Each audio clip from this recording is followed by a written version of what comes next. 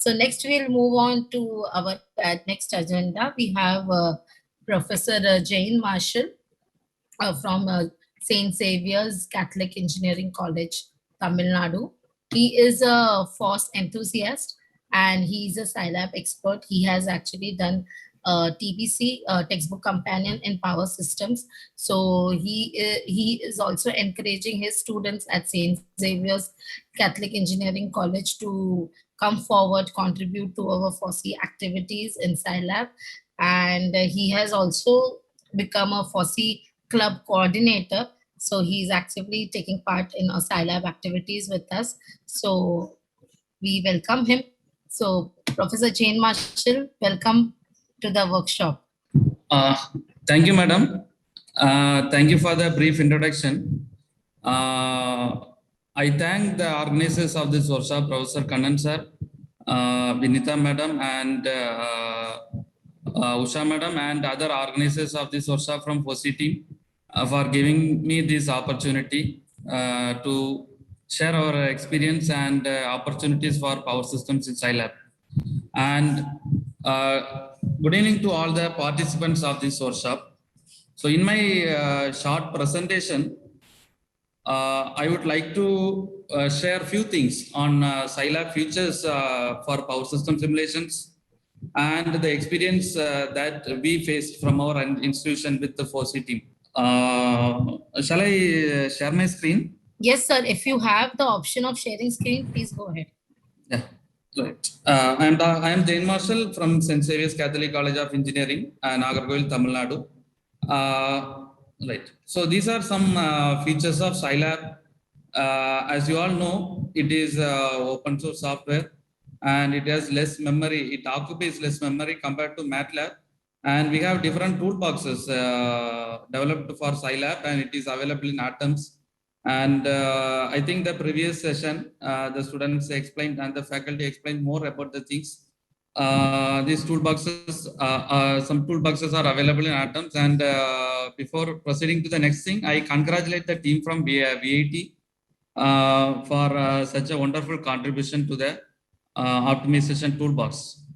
And we have also XCOS in Scilab, which is considered as an alternative to Simulink in MATLAB. These are some features, basic features available in Scilab. And considering Scilab for power system, we can split into 3 levels: UG level, PG level, and research level.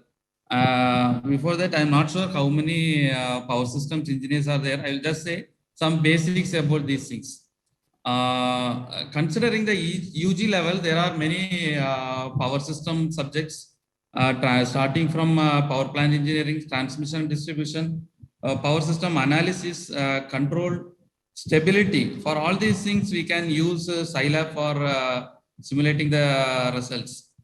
Not only power system subjects, we can also use extensively the Scilab for control systems. Subjects like control systems also, these things are very useful. And UG level, we have lab for power system simulation.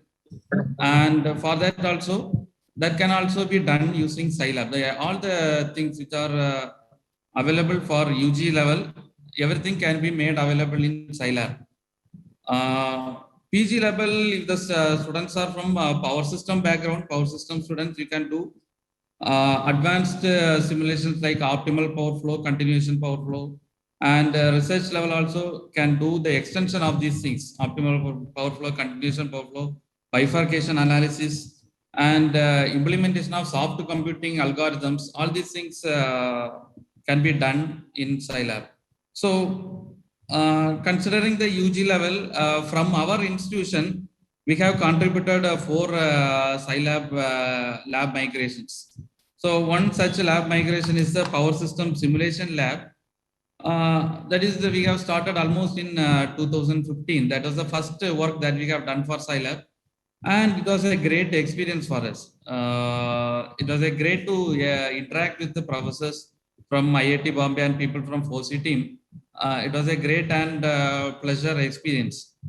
Whenever we ask some doubts or clarification, they immediately respond. They have some expert team for Scilab.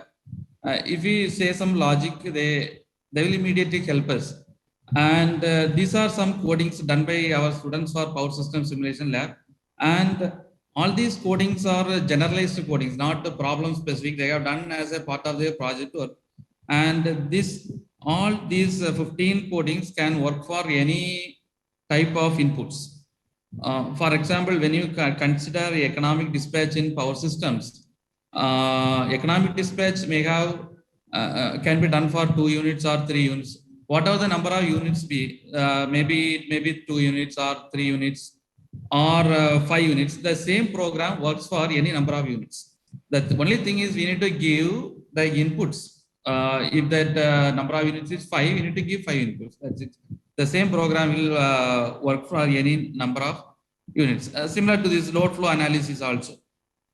This is done.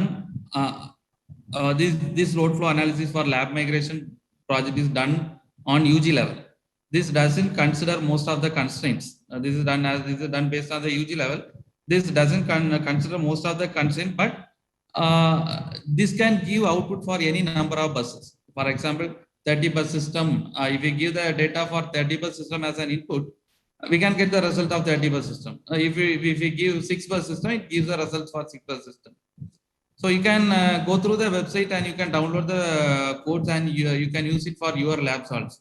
And here are some few examples for application of Scilab in power systems.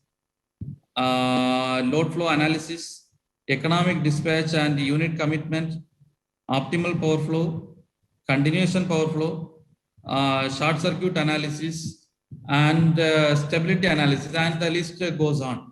Not only these things, basic analysis also we can do using Scilab.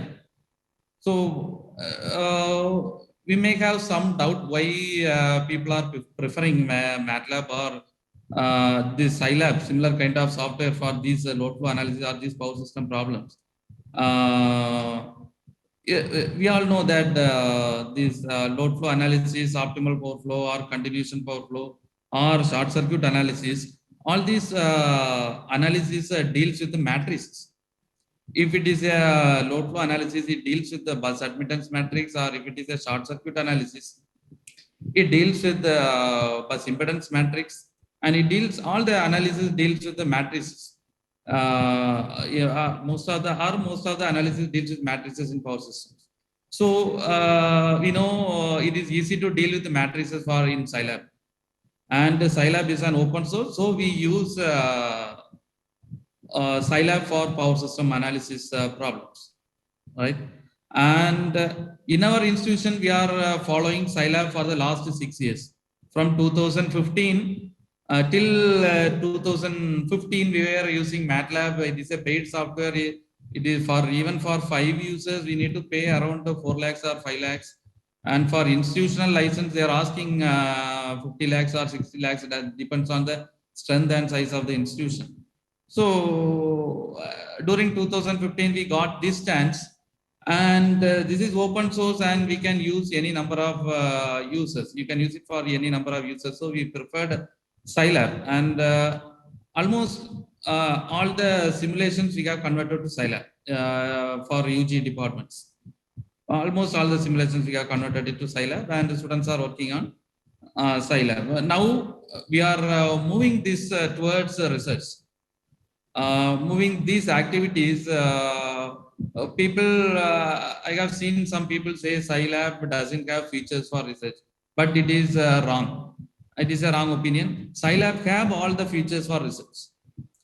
In fact, compared to MATLAB, what I say is Scilab can be extensively used for research.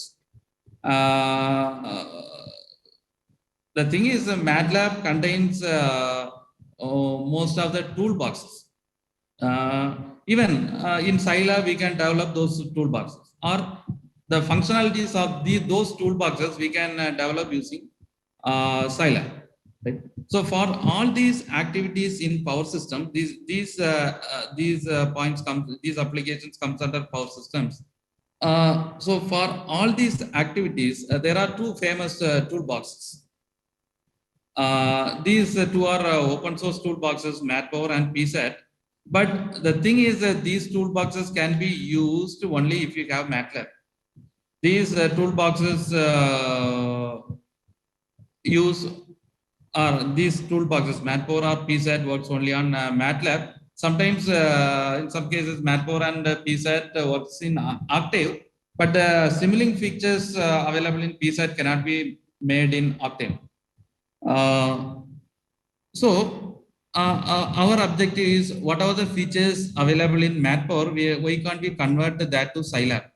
So whatever the things I said in this slide, that is load flow analysis or economic dispatch or optimal power flow, continuation power flow, short circuit analysis, all these are available in research point of view with considering all the constraints, whether it is a reactive power constraint or voltage constraint or other security constraints, thermal limit constraints. With all these constraints, with these area systems, with all these constraints, the features are available in these toolboxes, and these toolboxes can be converted to Scilab, right? Or the features of these toolboxes can be converted to Scilab. So we have taken some initiative to convert this thing to Scilab. I can show you one demo that we started for load flow analysis. So we have, I have written these codings for load flow analysis, right? Normal load flow analysis. Matpor has more features like load flow, optimal power flow, economic dispatch, continuation power flow. All these things they have in that. For whatever the analysis may be, load flow is the first thing. Load flow will run first. Whether it is short circuit analysis or fault or stability analysis or any other dynamic analysis, the results of this load flow analysis will be the input to the next analysis, right? Or we call it as a base case results. So we have initially we plan to start with the converting load flow things. So these two are the codes. This is the code for calculating Y-bus matrix. This is a code for calculating Y-bus matrix, and this is a code for load flow analysis using Newton-Raphson method. Even in load flow analysis, we have many methods such as Gauss-Seidel, Newton-Raphson, fast decoupled load flow. So all features are available in Matpower. We are trying to convert it one by one here. And initially, we are doing with the Newton-Raphson power flow. So here I have two data files. That is a data file for modified IEEE 14 bus system, as well as a data file for modified IEEE 30 bus systems. When we run it, okay, I have made this like this. When we run it in the console, it asks for it will ask for data file name. So as I said earlier, this program works for any code. Yeah, sorry, any inputs, whether it is 14 bus or 30 bus or any number of buses, this will work. Right. So just I am running this code for 14 bus system. So that is this is like input for 14 bus system. Line data and bus data are here. I just run this code.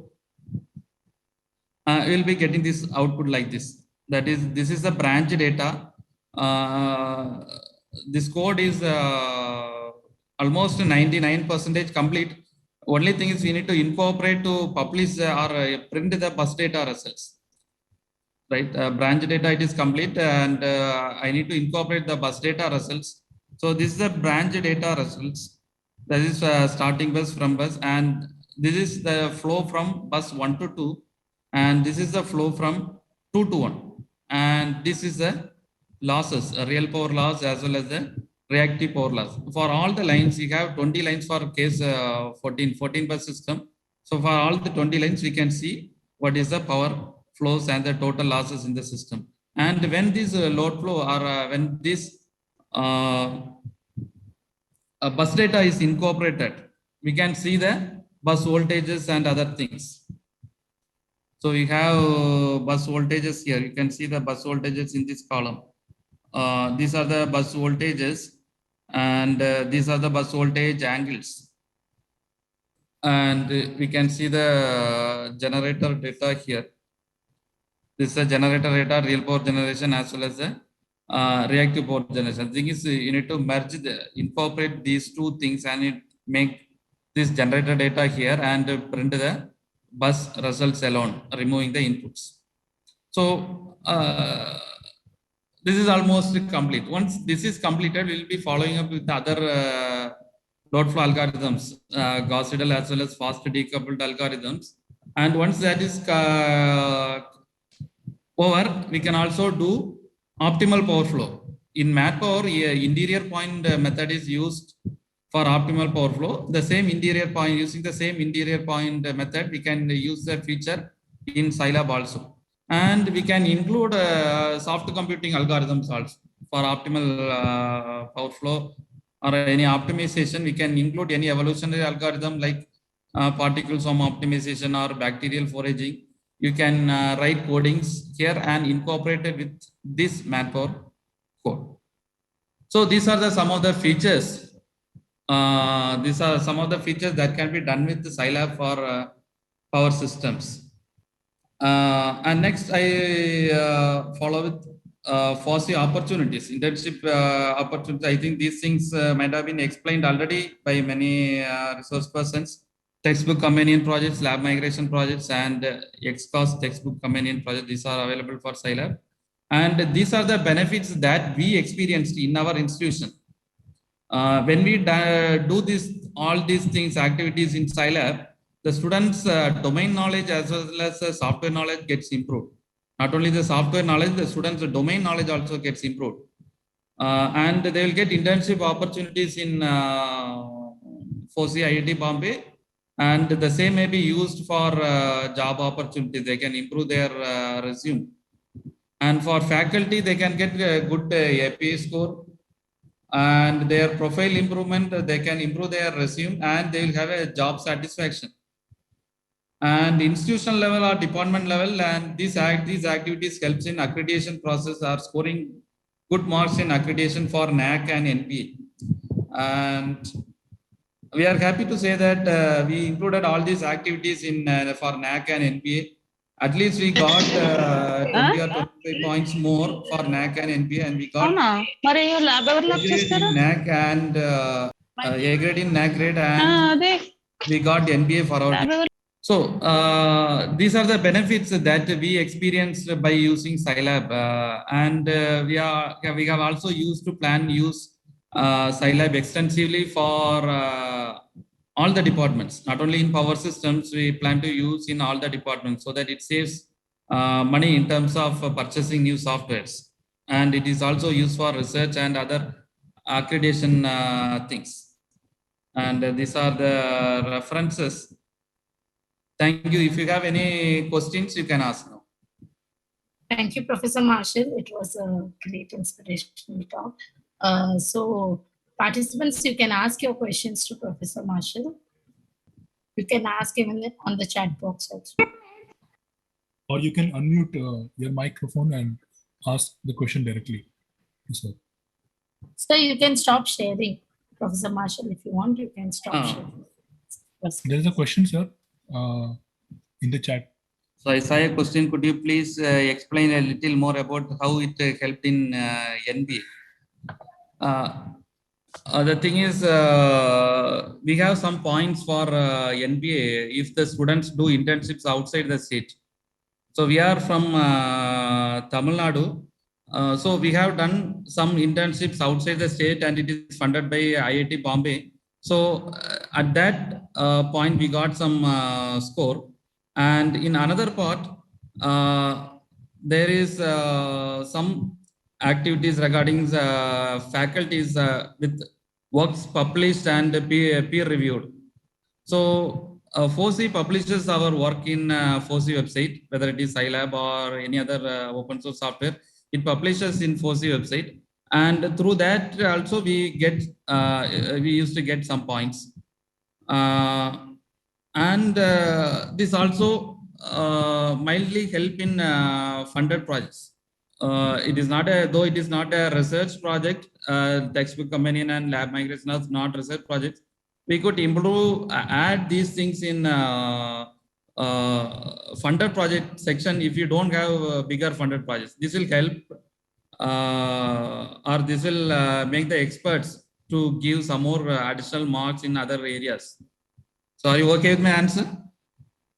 Thank you. So any more questions? So thank you, Professor Marshall, for spending time with us in your busy schedule and giving us this talk. Thank you so much for coming. Thank you, madam, and thank you all, and Kannan sir for giving this opportunity for me. Thank you very much. And thank you all the participants. Master sir, sorry to interrupt you. Yeah. Sir, I'm Dr. Prashanda from LPU speaking. Sir, I have seen some nice MOSFET circuit behind you on the blackboard. So can you? So actually, I am in the college now. Okay, all right. Can you able to model those kind of things using Skylab? Actually, these things we cannot do codings. Though we can write codings using the equations, we can use XCOS to do these things. From Atoms, we need to install a Power Electronics toolbox, and we can do this using XCOS. And in our lab migration, one of the lab migration project using for Power Electronics lab migration, we have done inverters, converters simulation using XCOS. Thanks a lot, sir. Thank you. Yeah. So Hello, any sir. more questions? Can we move ahead? Yeah, I just wanted to thank Jin Marshall sir.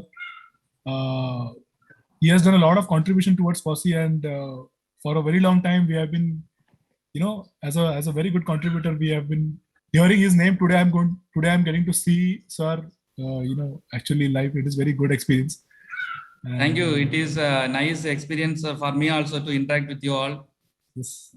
So the pandemic, there are some good things about pandemic also, right? We get to interact people, whom we only have heard, we only have heard their names. So today we get to interact also and see also.